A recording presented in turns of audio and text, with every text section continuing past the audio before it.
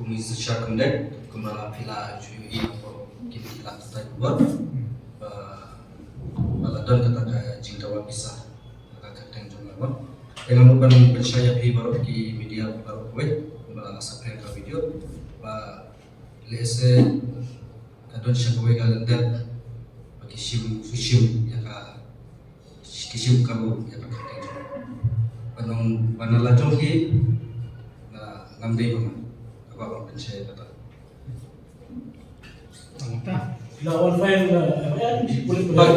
ngala file ka FIR di mana? ani apa malah police station Jompi umday tang sisian na arsian bon sian kami ke kapten jompi bak peringkat bagato ka di Bandut ka badan ya ka letterhead jong ka channel si kai ba perlu pak banmi kata ya kata ngaruh ngamtip mah balik kuno kami ke kateng juga kabanung kamu dari atas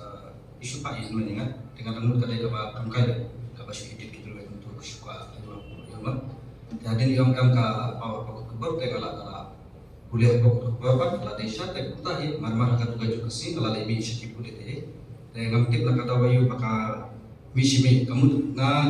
nakalian juga ngalamut ngala IT yang kulit ngala di FIR ngadamun kana mu pausu teh ngala susah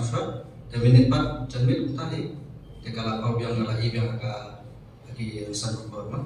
tengah kadang penunggu di ngalu nakai kadang hingga saat itu lah banyak kerana nomor email tentang kajing seorang yang ngalu perlepas tidak ngalah pasang di banyak kaum ngaban perkata nomor kerana tiga kamu itu kamu kamu mah nama talayat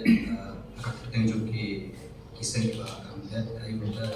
kalau kita banyak kerana ayu kata ingin banyak Allah dah banyak kerana Nona kalian jawab hima kumso baki ada hadir di piala FIR dan ini sih boleh amal nen kumso baka diga kamang tu bikin waktu mambaka mau kadi sak tabunang fi kana ne saken kali sini bila kena baki pun kipulen gila system benem langsung kipulen gila system benem kira kan ini ngala lebih mga kalau sen kan baru kata ayu di tramkar dan nomor nasional ini mga sini semua